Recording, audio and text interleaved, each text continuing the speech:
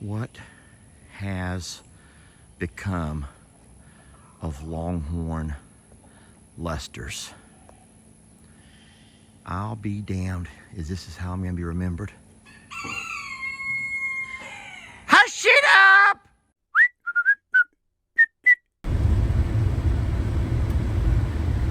There is just something so very beautiful about coming home to this. Let me pull over here. There's no one behind me, guys. We're on our road. It's nice and quiet here. Hey, guys! Hey! All five are right here together. Hi, sweetie! Oh my goodness gracious. I love her. Now, I don't know why Sweet Ivy is over here by herself. That makes me feel a little, guys, excuse the mud on my truck. We had a little bit of an incident in some mud today. Poor Ivy's all alone. Yeah, that is actually mud on my windshield. That's mud on my windshield. And I have a perfectly good explanation for it. A perfectly good explanation. But no, I love seeing the horses over here. Now, I'm going to say something, and many of y'all are not going to get this. As a matter of fact, most of y'all are not going to get this. Let me open the gate real fast. Open sesame. Longhorn Lesters is probably one of the most beautiful properties that I've ever seen. And what a blessing to actually own it. All right, I'm going to say that again. Longhorn Lesters is one of the most beautiful properties that I've ever seen. Now, we all can have different opinions, and that's fine. But it's a beautiful property, and what a blessing to own it. And wouldn't it be wonderful if it was about 3 times the size so that we could have all of our animals in one location? But it's not. And there's... the heck? Carl was just a running, but it's not. And so there's no property to buy on either side of us that's going to give us the pastures and all the space. So what we did was invested in a ranch property, the JL Ranch. Now, the thing about the JL Ranch is there's no home. There's a small-ish RV that accommodates me very well a couple of nights a week. But we will eventually, if all goes well, make the JL Ranch our home, where we can have the cows and the horses and the big birds and the goats and the pigs and the alpaca and the donkeys and the dogs and the cats and all of those things. But friends, that is a 5-year goal. That's nothing's going to happen overnight. And so in the meantime, we have to maintain and upkeep our pastures here. So we do have animals here that serve a very good purpose. Not only are they our babies, but they do very well with the shade and the pastures the way we have them built. And so eventually we will move horses and other animals over. Possibly even this winter when it gets cold, go ahead and move the horses on over so they can have access to more grass. We can let our pastures over here heal. They have their stalls and their stable and their stalls. And so there's a process for making that kind of a switch. It's not just like it is if you're somebody with a dog and a cat and decide to move. You don't just, you can pick up your dog and your cat and off you go. But when you have this kind of a setup, you have to do a lot more planning, a lot more thinking. Trust me, am I ready to consolidate into one property? Absolutely. Will I miss this place something terrible? You better believe it. Will it ever be set up as nicely as what it is right now? For Jamie, with greenhouse and terrace garden and above ground garden and the flower beds and all of the things. More than likely, we'll never be able to re-establish all of the things that we have here over there. So there's going to absolutely be some changes, some accommodations, some things we're going to have to let go of if that ever is to happen. Will we ever have this kind of a pond? Probably not. Or maybe so, but time will tell. But I will say this, as difficult as it gets to be, not difficult, as tiring as it sometimes gets driving back and forth and back and forth and back and forth, there's nothing like coming home to just the absolute gorgeous property that we've been blessed to be a part of for several years now. But I will say this, it's not like it was leaving Plum Grove. I will say that Longhorn Lester's doesn't hold my heart. Is there a lot of blood, sweat, and tears put into this place to create what we've done here? Absolutely. Have we invested a lot of money into ponds and into the erosion issues and the rock for the driveway and the fencing? And man, you better believe it. You better believe it. But it doesn't hold my heart. I think that my heart is where the animals are at and where my family's at. As of right now, I have Lex and Connor over at the JL Motel waiting for me to get back. Hush it up! My God!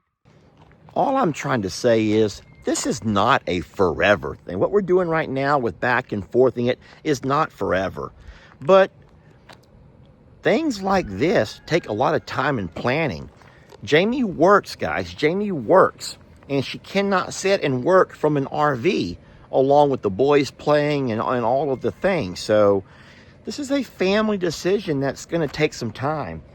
So you have to just be patient and understand that there's a lot of things that we do not have over there that we do have here that we have to establish over there first. I hope that makes sense to some of you guys who continue to question, why are the horses there? Why are you splitting this? Why does Lester never come home? I'm home now, okay? I'm home. I'll tell you what I'm going to do. I'm going to walk over right quick and feed Carl. I see he's come up, and I'm going to go ahead and grab him a bite to eat so he can have his lunch. I was going to walk in and say hi to Jamie first, but you know what? Jamie's going to have to wait. Okay, I just don't understand what's going on with all them. If you ever wonder why would you continue to do things to improve your property, like your pasture maintenance, land clearing, even the fountain in the pond recently, guys, all of that will come.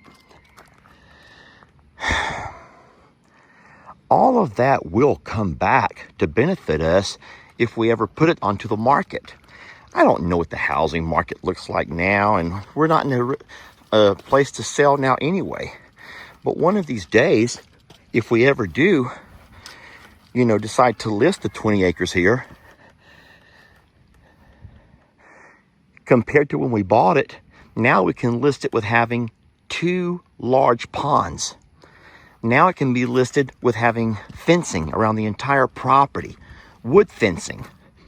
Now it can be listed with 3 separate paddocks. It could be a perfect horse property. It could sell as a horse ranch, possibly. If you had, hey Carl, I didn't mean to scare you. It could be listed with a greenhouse. Think about all of the things that we've done here. The loafing sheds, running the water line. You know how we've done. The number of things that we've done. With the awning for the RV attachment and the RV hookup. This place could be listed so much differently than it was when we first bought it. Many people have forgotten how it looked when we first bought it. Over here behind Carl, completely wooded. Thick woods. Over here, no pond whatsoever. No pond here on this property, none. We did that, guys. Not just me and Jamie, but you and I. We together. I'm sorry, Carl. I'm just talking. I'm rambling. Well, today we are at one of my favorite places in the whole world, Tractor Supply. And what I've come, well, I'm here to get ostrich food. I'm also going to look at their panels. These right over here Oh my God, those are a lot longer than what I have. That might be the size that I need, even though they don't match what I have now. Well, guys, and I need to get a bull gate, but not for a bull. It's for a horse named Talus, because that guy has a serious problem. These look like 10-footers. That's a 10-foot gate. We need a 12. I hope they have a 12 over here. If this is a 12-foot gate, and I believe it is, there we go. This is what they call a bull gate. Guys, look at the difference right quick in the size of the aluminum, the diameter. They have angles, and you may not believe this, but this kind of angles over here makes it stronger. Believe it or not, the angles that they do compared to these little squared angles, these little welds, this over here there's no weld. It's just, I don't know what they call that, but this makes a really strong gate, and these are not near as strong. Problem is, well, that's actually not too bad. That's actually not too bad of a price at all. It is about, is that 50 or 40 bucks? It's about 40 bucks more expensive. I'm gonna take that with me. So $40 more expensive, but I promise you something. This gate will last, and it can take care of the wear and tear that animals like Tex and of course Talus can put on them. Now I'm gonna walk over here and see about some of these panels, because as you guys know, I'm doing me a project and I want to try something here, and I hope it works. Ladies, listen up. You may never need to know how to do this, but I want to show you just in case. If you have to have a ratchet strap, you turn your ratchet facing you, okay? You slide this right here into the hole of your ratchet. Make sure it's facing you. Remember the main, I'm working with one hand here, ladies. And then you bring that, hold on. This is an informational video. If you ever have to run a ratchet strap, you turn the ratchet facing you. This is the front of the ratchet. Here's the back. So facing you, you run your end of your strap through the slot, pull it tight. Now, we're not done yet though. We're gonna run it back through just the top, just over here at the top. Just run it right back through there and just pull all that out of your way. Now, I want to take my camera and show you all something, okay? Now, I'm going to take it, and as tight as I can, go ahead and break my ratchet down, and now we're going to start cranking. Can y'all see this? I'm not able to watch. Yeah, we're just cranking. Look at here, we're just cranking it. See that? And now we're going to get it nice and tight. Don't leave this dangle. I always come back and tie that into like a little silly knot like this, just so it can't loosen up as I'm driving home. And that right there is how you can ratchet down stuff. It ain't going anywhere. Even if, look, we only have us an 8-foot truck bed with tailgate down and 4 feet extended, and we are nice and tight. We are not going anywhere. And that is how you use a ratchet strap. I was just thinking about something. You're not gonna like to hear this, but just imagine for a minute that if it ever works out to where we end up consolidating all the animals onto one property, there's only one place where the pigs would be happy, and y'all know where that's at. Up in that corner of the bullpen. That corner of the bullpen that stays muddy and mucky and nasty. Pigs would love it there. Well, guess who else has to use that pasture? Tex. Can y'all imagine Big Tex, who will be retired by then, having to share his bullpen with some big birds and a bunch of pigs? Poor Tex, y'all. Poor Tex.